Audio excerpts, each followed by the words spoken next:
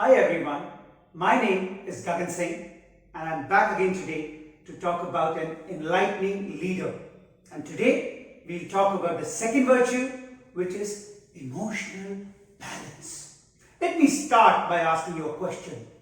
Who is the most important person in an organization? Confused? Okay, let me give you a clue. It's not the managing director, not the CEO. Yes, it is the CEO's secretary, the personal assistant.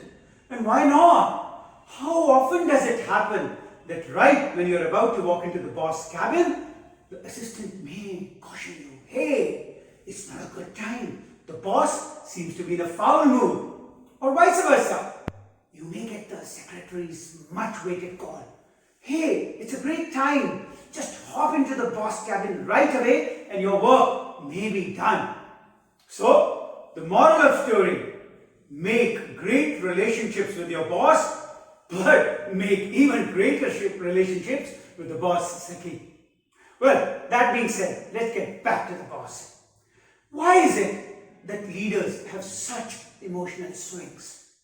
Let me try to explain that with a simple illustration. Let's take this small swinging pendulum over here. Let's assume that this is the life of a leader. And on one side, there is a zone of success. On the other, there is a zone of failure, defeat. What happens as you grow higher in the corporate hierarchy, my friends, is that these swings start becoming extreme.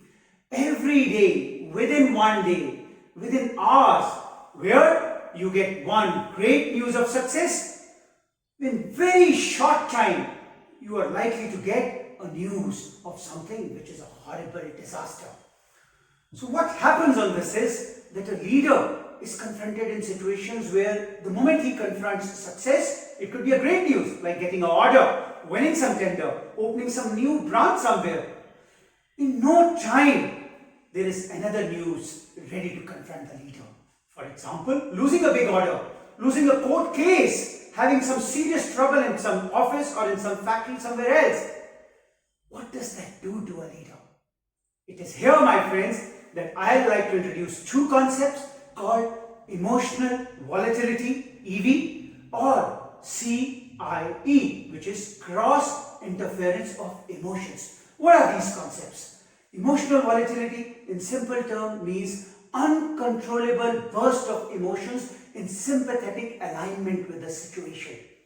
As a leader experiences, let's say, a situation of great success, it's quite likely and natural to be excited, happy, thrilled, elated. But the problem is not emotional volatility. The problem is CIE, which simply means that situation where a leader carries the lingering after effect of one extreme situation into the other. It is this concept of CIE which makes a leader incapable of managing emotions and makes a leader react wrongly in situations. And how does this happen? Suppose a leader just received the great news of a wonderful success in some operations and is very excited, very happy and really optimistic. And within minutes, gets a second news where some other employees come and tell the leader that some disaster has happened. The concept of CIE would entail that the leader would still carry the after effect of the positive success and be excessively soft where he or she was supposed to be very severe-handed. And this can lead to a situation where a leader's judgment, his sense of judgment, is shrouded with a veil of emotions. This, my friends, can be very damaging from three aspects. Number one, it can be very demotivating for the day. Somebody coming with the good news, but getting the scolding because of the after effect of CIE can be really disheartened. Number two, it can be very damaging for the leader himself or herself. And why not? Because the leader is expected to make unbiased and balanced judgments. And when the judgment gets shrouded with emotions, the leader is on a downward spiral. And finally, the third damage can be to the organization. Because after all, the organizations are what eventually become hapless victims of a leader's misjudgment, decision making biased based on emotions. So how to make these three vices disappear from a leader's life? We at Web, in our executive coaching, have introduced a concept called an emotionally intelligent leader's EQ's prism. What is this EQ's prism? Let me take another pendulum. Now in this original pendulum, the swinging effect of a leader's life cannot be changed. That is a leader's destiny. But what can be changed, my friends, is that emotional intelligence layer which can be added around the leader's persona so that the leader's emotional volatility can be curbed and contained, and the effect of CIE, cross interference of emotions, can be eliminated. And how do we do that? We work with leaders to help them acquire greater emotional intelligence and become emotionally balanced. And once a leader is emotionally balanced, his or her reactions to extreme situations will be more calm, more sober, and make sure that his judgment would be unbiased. An emotionally intelligent leader is likely to give 3 positive vibes to the situation around. Number 1, he or she will be able to control his or her own emotions, self-regulation. Number 2, he or she would be able to understand and empathize with others so that depending on the situation, reaction is versatile and not temperamental. And finally, the third strength is self-motivation. So even if the situation is one of dejection or one of great success, the leader would make sure that he or she is motivating everybody, including himself or herself.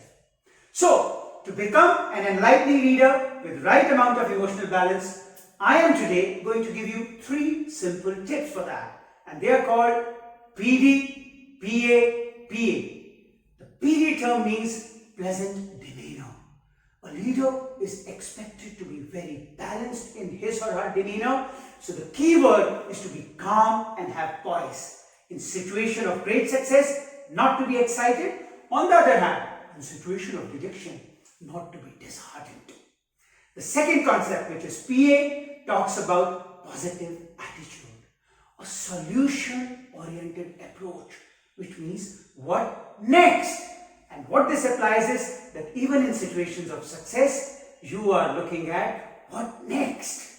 Don't rest at your laurels. On the other hand, in situation of dejection, don't get defeated. Again, plan what next.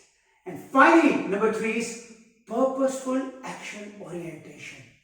And this applies that a leader always looks at the bigger purpose and doesn't get affected by volatilities of the situational swings which he or she will experience so many times a day. So I hope this message will motivate you to work on your organization's leadership pipeline to acquire the great virtue of emotional balance and become ever greater enlightening leaders. Here's Gagan Singh signing for the day, and may the power of winning at persona ever be with you. Thank you.